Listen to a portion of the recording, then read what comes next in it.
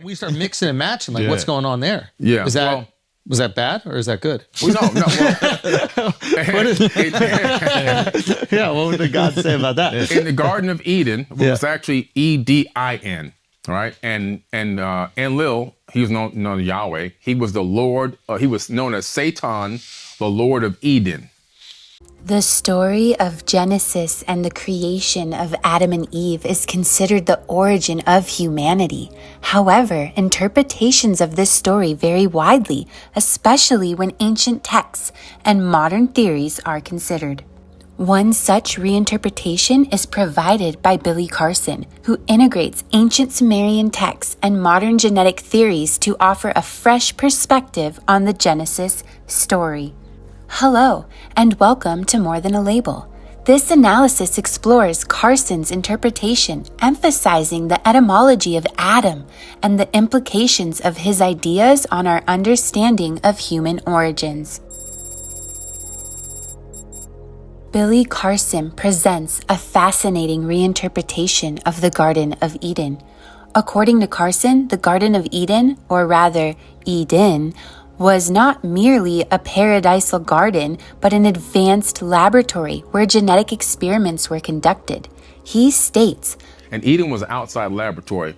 And in this laboratory, when you read these texts, even some of the apocryphal texts, like the Book of Adam, which was left out of the Bible, you discover that this was a mating ground. Genetically modified people that were almost like clones. And explains that this site was used by advanced beings, referred to as gods, to create and modify human beings. The term Elohim, often translated as God in the Hebrew Bible, actually means gods in a plural sense. In Carson's narrative, two prominent gods are Enlil and Enki.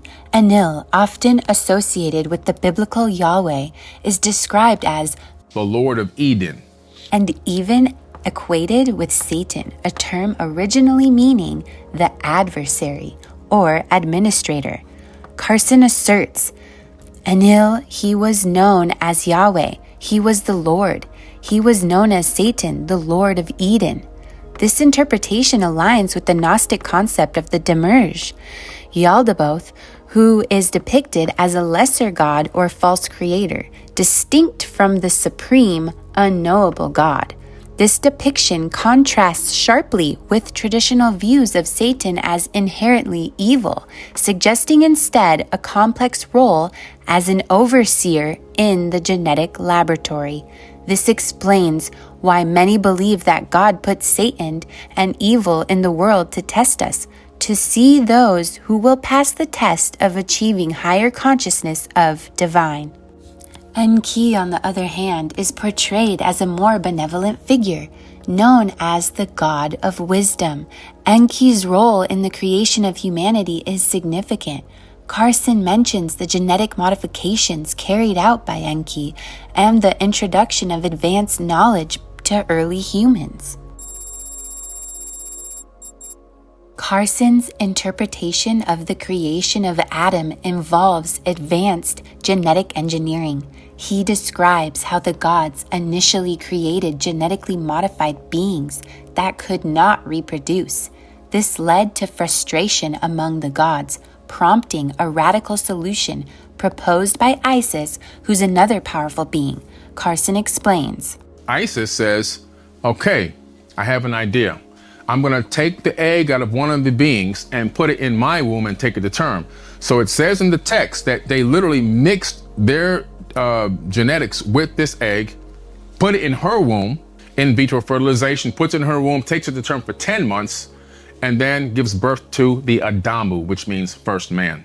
This account suggests that Adam, or Adamu, was the first genetically perfected Homo sapien, created through a combination of divine genetics and advanced technology.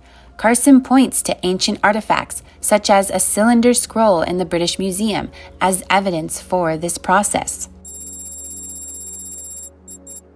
Understanding the name Adam is crucial in Carson's reinterpretation. In Hebrew, Adam is linked to Adamah, meaning earth or ground, signifying humanity's connection to the earth. However, Carson emphasizes the Sumerian roots, where Adamu means first man.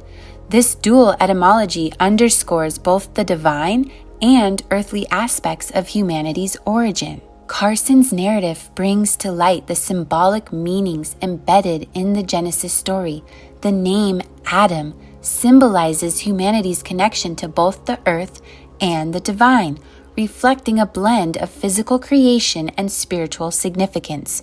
In the Sumerian context, Adamu represents the first successful human prototype, designed by the gods for specific purposes. According to Carson, the story of humanity's rebellion against the gods is central to understanding the Genesis narrative. Enki's gift of knowledge empowered humans to defy their creators, leading to a failed revolt. Carson states, Enki approaches a woman in the garden and provides them with nish, which is the fruit and also means a tool. The humans launch an attack against the gods, which ultimately fails. This act of defiance, often seen as humanity's fall, is reinterpreted as a critical moment of self-awareness and resistance against oppression. The fruit of the knowledge of good and evil is basically consciousness and awareness of the truth of the Garden of Eden, which is a laboratory to perfect the best human specimens. The fact that Adam and Eve ate from the tree signifies overcoming their given identity as test subjects and becoming self-autonomous beings that are capable of evolving to become genetic engineers themselves, but most importantly, beings capable of giving birth to Christ, which is the Godhead above all, manifest as a mortal flesh and blood human. The story of Cain and Abel also receives a reinterpretation in Carson's narrative. He recounts how Adam's sons, Cain and Abel, each presented offerings to Yahweh. Cain, a farmer, offered crops, while Abel, a shepherd, offered a lamb. When Yahweh favored Abel's offering, Cain grew jealous and killed his brother. Carson points out the inconsistency in Yahweh's omniscience. Yahweh came back to check on his offerings one day. Cain kills Abel, and God comes back like he doesn't know this. He says, I gotta kick you out of the garden. Carson highlights the enigmatic statement made by Cain in the Bible, where he expresses fear of being killed by others outside the garden. This implies the existence of other human populations. Cain says in the Bible, the people out there will kill me. I thought there was no people out there. So he put a brand on Cain, so they will know your minds. This divine branding marked Cain as under Enlil's protection, leading to the formation of the Canaanites. Carson notes, that started the whole Canaanites and eventually migrated to Mesoamerica. This connection provides a broader context for the biblical narrative, linking it to wider ancient populations and migrations. Carson's narrative brings to light the symbolic meanings embedded in the Genesis story. The name Adam symbolizes humanity's connection to both the earth and the divine, reflecting a blend of physical creation and spiritual significance. In the Sumerian context, Adamu represents the first successful human prototype designed by the gods for specific purposes. Enki's role in Carson's interpretation is particularly noteworthy. He is depicted as a being who cares for humanity, often intervening to provide knowledge and assistance. Carson draws parallels between Enki and the serpent in the biblical story, suggesting that the serpent was actually Enki offering humans the gift of knowledge and the ability to defy the gods. This act, often seen as the original sin, is reinterpreted as a crucial step towards human enlightenment and autonomy. Carson integrates modern genetic theories into his interpretation, suggesting that ancient texts describe advanced genetic engineering. He mentions that the early humans created by the gods were sterile, and that Enki's intervention allowed for the creation of fertile humans capable of independent reproduction. This aligns with modern understandings of genetic manipulation and cloning. Carson also refers to ancient Egyptian temples that purportedly contain information about these genetic techniques. He notes the information on the cloning technique is at the Temple of Karnak in Africa in Egypt, and also at the Temple of Dendera. These claims, while controversial, invite further exploration into the intersection of ancient mythology and modern science. Now, let's talk about the Anunnaki a little bit more. The story of the Anunnaki is one of the most captivating and controversial narratives in the study of ancient civilizations.